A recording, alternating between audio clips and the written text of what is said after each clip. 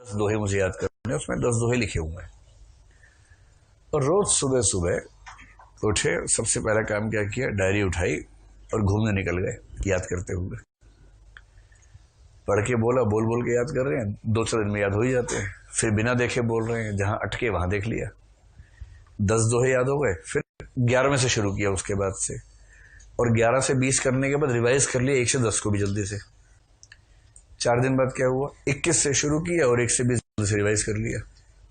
और ऐसे करते करते मुश्किल से 1 महीना होते होते आपकी वो दिक्कत खत्म हो जाएगी, जिसको आपके दोस्त कहेंगे बार बार कि अरे बहुत याद करना पड़ता है। कुछ लोग तो शहीद हो गए याद करते करते, है ना। उसका क्या होता है ना कि अगर एक चुनौती है तो उसका समाधान रणनीतिक तरीके से होना चाहिए। अगर आप सोचे कि परीक्षा से एकदम पहले याद करूंगा तो याद नहीं होगा, अभी से ही शुरू कर देना है। जैसे एडगर एलन पो ने क्या कहा है ये आपको पता है, तो आपको ध्यान रहना चाहिए कि भाई ये है। और एक बात और ध्यान रखिए, कविता के उदाहरण में और गद्य के उदाहरण में अंतर होता है, ठीक वही जो फिल्म के गीत और डायलॉग में होता है। कविता याद करना बड़ा आसान काम है, क्योंकि कविता में लय है, धुन है, तुक है, मात्राओं की गणना है, तो आपको ध्यान आता है कि कहाँ गड़बड़ हो रही है, आपको पता लगता है। कल मैंने जैसे कहा था ना, तो वरना आप करके काम चलाएंगे, क्योंकि वो मात्रा ही नहीं बैठ रही है, गाएंगे कैसे उसको। तो कविताएं याद करना मुश्किल काम नहीं है, चुनौती है, लेकिन बार बार करेंगे तो याद हो जाएगा।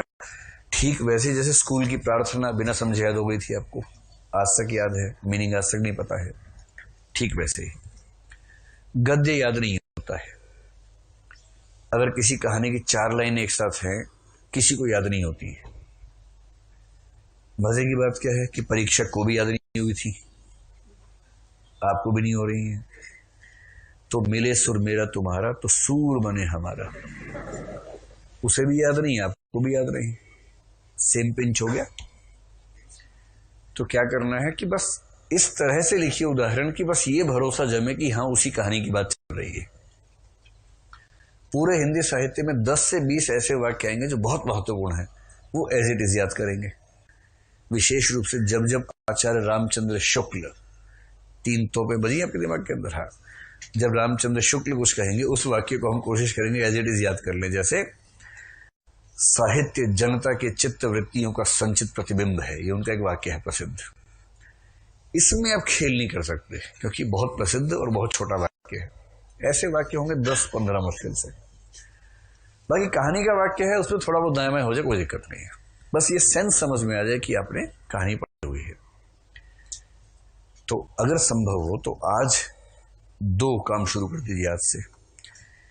एक लीजिए रजिस्टर, और लूज शीट्स पे भी करना चाहें तो भी ठीक है, जैसे आपको अच्छा लगता हो। जो टॉपिक पढ़ें घर जाके उसे शॉर्ट नोट्स बना के रख लीजिए। और जब शॉर्ट नोट्स बनाए तो बस एक बात का ध्यान रखिएगा, जैसे मान लीजिए आपका ये पेज है,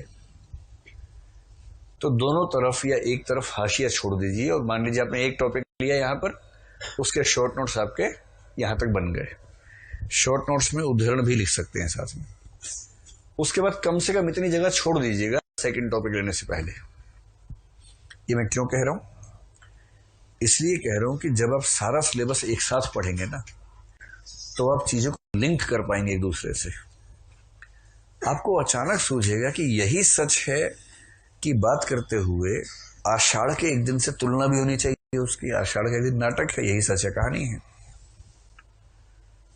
फिर यही सच है पढ़ते हुए जायसी के पद्मावत की नायिका नागमती से भी तुलना होनी चाहिए, कि एक तरफ नागमती है जिसका प्यार अटूट है, कोई और व्यक्ति दिमाग में आता ही नहीं कभी उसके, और एक तरफ यही सच है कि नायिका है जो इतनी विचलनशील हो गई है। प्रेम की कैसी कैसी कसौटियां साहित्य में अलग अलग बताई गई हैं, तुलना कर सकते हैं। और जो व्यक्ति तुलना करने लग जाता है ना, उसको मानते हैं कि अब वो उस विषय में गहराई पे आ गया है। तुलनाएं अभी तो मैं बताता रहूंगा, लेकिन अभी आपको फूटेंगी नहीं अंदर से तुलनाएं। आपके अंदर से तुलनाएं तब फूटेंगी जब सिलेबस आप ठीक ठाक पढ़ चुके होंगे, और जब रिवाइज करेंगे अंत में, तब आपको ये वाला स्पेस काम आएगा वो लिखने के लिए कि इसकी तुलना इससे करेंगे, इसकी तुलना इससे करेंगे, और ऐसे अपने उत्तर को और समृद्ध बनाएंगे। स्पष्ट हुआ।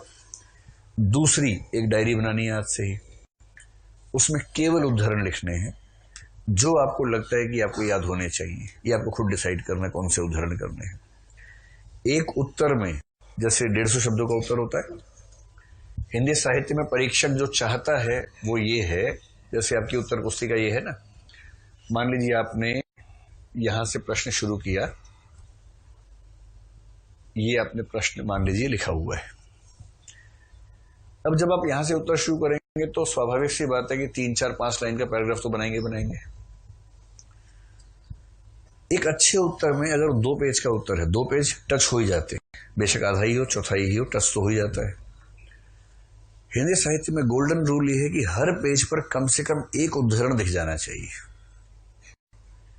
और फिर आप क्या करेंगे,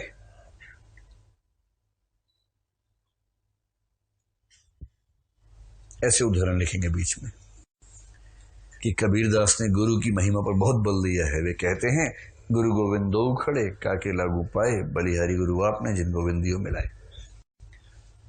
अगर एक ही लिखना है तो, 2 लिखने हैं तो 2 लाइन एक साथ दे दीजिए, गुरु गोविंद दो खड़े काके लागू पाए, तो छोटा दिख रहा है। एक ही याद है, उसी को धोना है, उसी को सुखाना है, उसी को पहनना है, तो छोटा छोटा लिखिए, थोड़ा बड़ा दिखेगा, कम से कम परीक्षा को लगे कुछ बड़ी बात लिखी है। और उसके बाद फिर यहां से शुरू कर दीजिए, फिर यहां आ गए और यहां आपने फिर एक ऐसे ऐसे बना के लिख दिया, फिर यहां आए और निष्कर्ष लिख के बात समाप्त कर दी, बस बात खत्म। और अंत में ऐसे 2 क्रॉस लगा दिए ताकि परीक्षा को भरोसा जमे कि पूरा हो गया है। ये है खेल पूरा का पूरा।